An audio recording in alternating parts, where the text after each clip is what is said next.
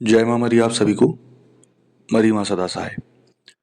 आज मैं आपके लिए भैरव साधना की संपूर्ण विधि विधान लेकर के आया हूं कि भैरव भैरवी जो संपुटित मंत्र साधना आप मरी मां उपासक संस्थान से लेते हैं, मंदिर से जुड़ते हैं, तो किस प्रक्रम से आपको भैरव भैरवी संपुटित मंत्र की दीक्षा दी जाती है और साधना का प्रोसेस क्या होता है।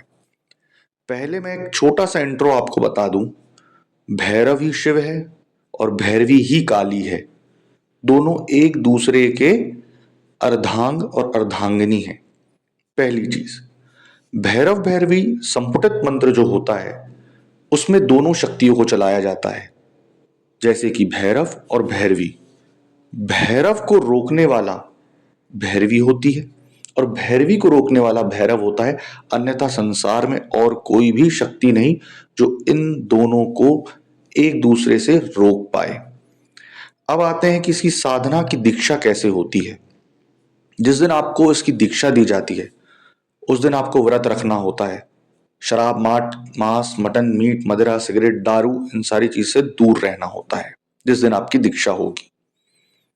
4 लौंग फूल वाली, 5 रुपए के उड़द के दाने, 5 रुपए के राई के दाने, काला आसन, काले कपड़े, नींबू, 2 नारियल, एक मौली धागा, रुद्राक्ष माला अथवा काले हकीक की माला, सरसों का तेल छोटा सा, और एक 4 मुखी दीपक और एक दक्षिण मुखी दीपक आपको वीडियो कॉल, अन्यथा आप जबलपुर आकर के मुझसे अगर दीक्षा लेना चाहते हैं इस मंत्र की तो आपको ये सारी चीज अवेलेबल रखनी होगी।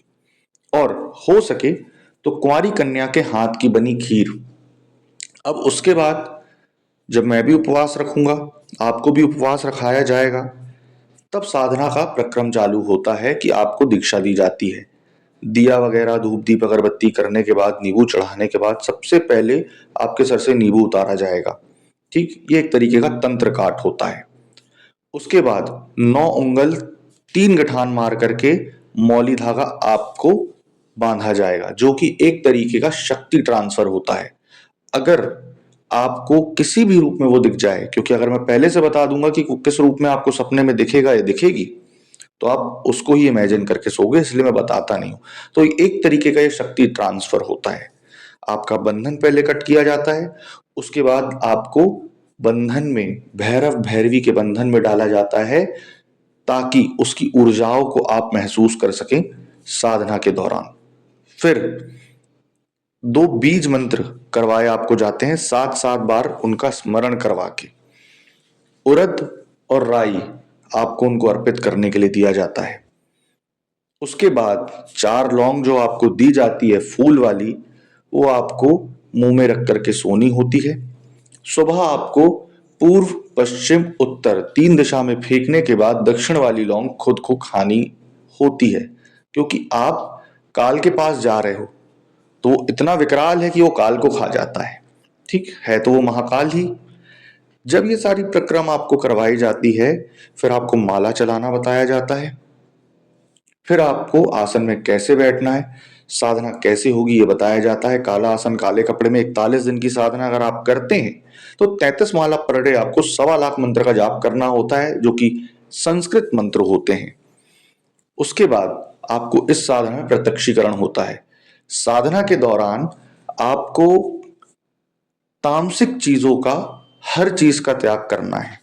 ठीक, बहुत सारे उसके नियम होते हैं, लेकिन नियम अभी कम कर दिए गए हैं ताकि आप उस नियम को फॉलो कर सके, है ना। नहीं तो इतने सारे नियम है, नहाने से लेकर के सोने तक के नियम है मंत्र पढ़ने के बाद।